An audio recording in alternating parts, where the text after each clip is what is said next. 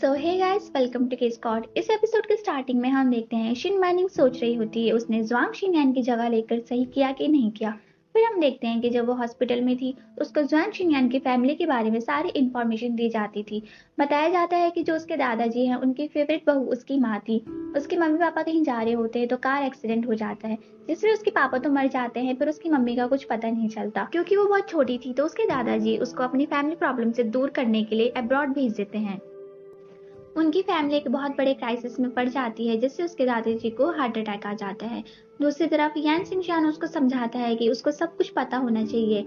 ज्वान शिनयान की पसंद नापसंद, उसके दोस्त कौन है, उसके परिवार में कितने लोग हैं, उनको वो क्या कहकर पुकारती थी, उसका फेवरेट कौन था, ये सारी चीजें उसे पता होनी चाहिए। उसके दादाजी को जब हार्ट अटैक आया तो उसके बाद हम देखते हैं उसके जो आंटी का बेटा है वो चला जाता है और बोलता है कि मैं चेयरपर्सन बनूंगा। तो वो सारे कमेटी के मेंबर को बोलता है कि तुम इसमें साइन करो और मुझे अपना चेयरपर्सन बना दो। वो लोग सब मना कर रहे होते हैं पर वो उन्हें धमकाता है। तभी वहां पर यान शिनशान आ जाता है ज्वान शिनयान को लेकर। वो बोलता है कि जब उनकी सबसे बड़ी पोती जिंदा है तो उसी को चेयरमैन बनाया जाएगा। शिन मैनिंग थोड़ा घबरा रही होती है पर यान शिनचैन उसके कमर में हाथ रखता है और उसको इशारा करता है आगे जाने के लिए। वो आगे जाती है और बोलती है, मैं हूँ जवान शिनयान और मैं इस इंसान को चेयरपर्सन बनने के लिए ऑब्जेक्ट करती हूँ। मेरा इस कंपनी में पूरा हक है। उसके बाद वो वहां से चले जाते हैं और सीधा अपने मेंशन जाते हैं। जवान शिनयान जैसे अपने मेंशन में जाती है तो वहां पर एक आदमी रहता है जो उसका स्वागत करता है। वो उसको बोलता है कि तुम्हारे साथ ये आदमी कौन है।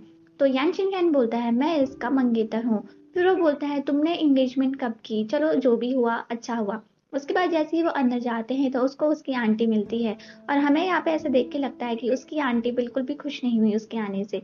उसके बाद वो दादाजी के पास चले जाते हैं। दादाजी एक बहुत ही बुरी हालत में पड़े होते हैं, उनकी आंखें भी नहीं खुल रही होती। शिन मैनिंग दादाजी के पास जाके थोड़ा बैठ जाती है। उसके बाद वो ज्वान शिनयान के रूम में आती है तो वहां पर इतनी महंगी महंगी चीजें देखकर चौंक जाती है। वो बहुत ही ज्यादा गरीब परिवार से आती है तो उसने इतनी सारी महंगी चीजें कभी भी अपनी लाइफ में नहीं देखी थी। वो सारी चीजों को देख रही होती है कि तभी वहां पर यान शिनशान आ जाता है और उसको बोलता है, अब तुम ज्वान शिनयान हो तो ये सब तुम्हारा हुआ। दूसरी तरफ लिन एक बार में बैठा होता है और वो सोच रहा होता है, दादाजी ने तो सही एड्रेस बताया था, फिर उस लड़की ने ऐसा क्यों कहा कि जुआन शिनयान नहीं है।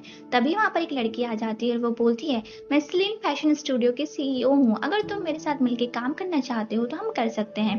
तभी उसके फोन में एक मैसेज आता है कि जुआन शिनयान वापस आ चुकी है और वो बोलता है कि ये तो शिन मैनिंग है, ऐसा कैसे हो सकता है। वो भागकर घर चला जाता है। जब वो घर जाता है तो वहां पर शिन मैनिंग उसे दिखती है। वो बाहर गार्डन में टहल रही होती है।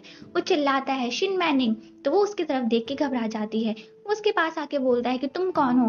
तुम तो आर्ट स्टूडियो में काम करती हो है ना, तुम वहां पढ़ती थी, हम मिले थे। तो वो बोलती है कि मैं नहीं जानती तुम कौन हो। वो उसका हाथ पकड़ के पूछता है कि बताओ तुम कौन हो। शिन मैनिंग घबरा जाती है कि वो अब क्या बोले। तभी उसे याद आता है कि जब वो जवान शिनयान को ढूंढते हुए वहां आया था तो उसने बताया था कि तुम मुझे बचपन में बड़े भैया कह के पुकारती थी। तो वो बोलती है, बड़े भैया लिन, मैं जवान शिनयान हूँ, आप मुझे कैसे भूल गए। और फिर वो वहां से चला जाता है। यान शिंगचैन शेन मैनिंग को लेकर रूम में आ जाते हैं और उसको धमकाने लगता है। वो बोलता है, मैंने तुम्हें क्या कहा था कि यहाँ पर सारे लोगों की नजर सिर्फ तुम पे ही रहेगी, तो तुम्हें अच्छे से एक्ट करना है, तुम्हें बिल्कुल भी घबराना नहीं है और तुम्हें उनको बिल्कुल भी ऐसे नहीं अंदाजा दिलाना है कि तुम जवान शिनयान नहीं हो। वो वहां से जा रहा होता है कि तभी शिन मैनिंग बोलती है, तुम उसके मंगेतर हो भी कि नहीं। मुझे तो ऐसे लगता है कि तुम्हें सारी प्रॉपर्टी चाहिए उसकी, इसलिए तुम यहाँ पे मुझे वो बना के लाई हो ताकि सारी प्रॉपर्टी मेरे नाम पे हो और तुम बोलो कि तुम मेरे मंगेतर हो और उसके बाद सब कुछ तुम्हारा हो जाए।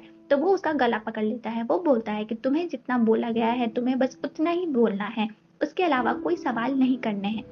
शिन मैनिंग को समझ में आ जाता है अगर उसने जवान शिनयान की एक्टिंग अच्छे से नहीं की तो यान शिनचान उसको छोड़ेगा नहीं और ये एपिसोड यहीं पर खत्म हो जाता है। तो आपको क्या लगता है, शिनयान की मौत एक एक्सीडेंट थी या उसकी फैमिली की साजिश? कमेंट में जरूर बताएं और अगर आपको ये एपिसोड पसंद आया है तो इसको लाइक करके सपोर्ट जरूर करें।